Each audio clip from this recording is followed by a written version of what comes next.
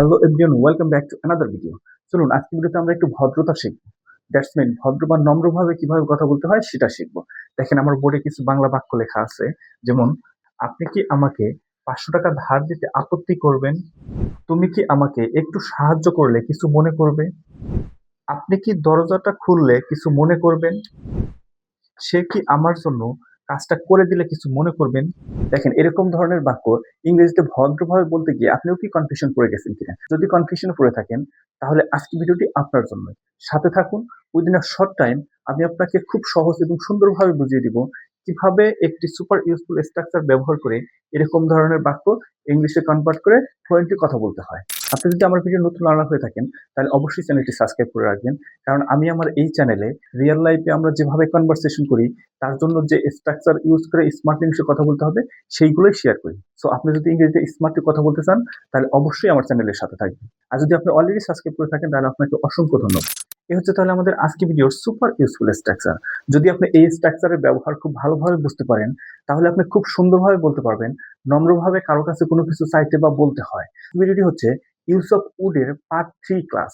এই ক্লাসে আমরা একটু অ্যাডভান্স লেভেলের স্ট্রাকচার শিখবো, যে স্ট্রাকচার দিয়ে আপনি এরকম সিচুয়েশনে কথা বলতে পারবেন, কিভাবে ভদ্রভাবে কাউকে কিছু বলতে হয়। চলুন তাহলে প্রথমে আমরা এই স্ট্রাকচারটা ভালোভাবে বুঝে নিই। দেখেন, উড ইউ মাইন্ড প্লাস পিবিআইএনজি।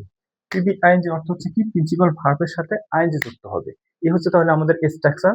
এখন চলুন আমরা শিখে নেই এই স্ট্রাকচার দিয়ে এই সিচুয়েশনে কিভাবে স্মার্টলি কথা বলতে হবে। তার জন্য আমরা এই রিয়েল এক্সাম্পলের মাধ্যমে বুঝে নিই। চলুন প্রত্যেকটি এক্সাম্পল আমরা অন বাই অন বুঝে নিই কিভাবে এই স্ট্রাকচারের মাধ্যমে গঠন হয়েছে।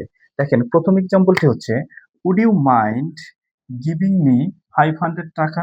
একটু মনোযোগ সহকারে বুঝে দেখেন কি বলছি। Would you mind giving me 500 taka? আপনি কি আমাকে 500 টাকা ধার দিতে আপত্তি করবেন? দেখেন ভদ্রভাবে কারো কাছে কিছু চাইতে হলে কিভাবে কনভারসেশন করতে হবে এই স্ট্রাকচারের মাধ্যমে আপনি কিন্তু বুঝতেছেন এই রিয়েল এক্সাম্পল দিয়ে। তাহলে আমাদের প্রথম এক্সাম্পলটি হচ্ছে কি, would you mind giving me 500 taka? আপনি কি আমাকে 500 টাকা ধার দিতে আপত্তি করবেন? আই থিঙ্ক আপনি বুঝতে পারছেন কিভাবে বাক্য গঠন হয়।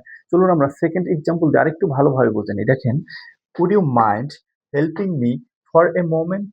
আপনি কি আমাকে একটু সাহায্য করলে কিছু মনে করবেন?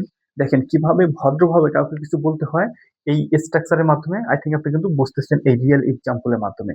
চলুন এখন আমরা থার্ড এক্সাম্পলের মাধ্যমে আরেকটু ক্লিয়ার ভাবে বুঝে নিই। দেখেন, would you mind opening the door? আপনি কি দরজাটা খুললে কিছু মনে করবেন? আই গেস আপনি আজকে ভিডিওর স্ট্রাকচারটি খুব সুন্দরভাবে বুঝতে পারছেন কিভাবে কাউকে ভদ্রভাবে কিছু বলতে হবে এরকম ধরনের সিচুয়েশনে বাক্য গঠন করতে হবে। সো এই ছিল তাহলে আমাদের আজকে ভিডিওর একটি সুপার ইউজফুল স্ট্রাকচার। আপনি যদি আজকে ভিডিওর স্ট্রাকচারটি খুব ভালোভাবে বুঝে থাকেন তাহলে এখন আপনার কাজ হচ্ছে আপনার রিয়েল লাইফ সিচুয়েশন থেকে আরো কিছু বাক্য তৈরি করে এই স্ট্রাকচারের মাধ্যমে ইংলিশে কনভার্ট করে প্র্যাকটিস করা। তাহলে আপনি খুব সহজে ইংরেজিতে কথা বলতে পারবেন। সো আজ থেকে আপনি কাউকে রিকোয়েস্ট করার সময় শুধু সাধারণ সেন্টেন্স বলবেন না, আরো ভদ্র, সুন্দর এবং রেসপেক্টফুল ওয়েতে বলবেন আজকের ভিডিওর স্ট্রাকচার ব্যবহার করে। মনে রাখবেন স্পোকেন ইংলিশে শুধু সেন্টেন্স বলাই ইম্পর্টেন্ট না, কিভাবে ভদ্রভাবে সেন্টেন্স বলা যায় এটাও খুব important. Finally, I would like to say that see you in the next video, Use of Wood Part 4 class. Till then, keep practicing and stay confident.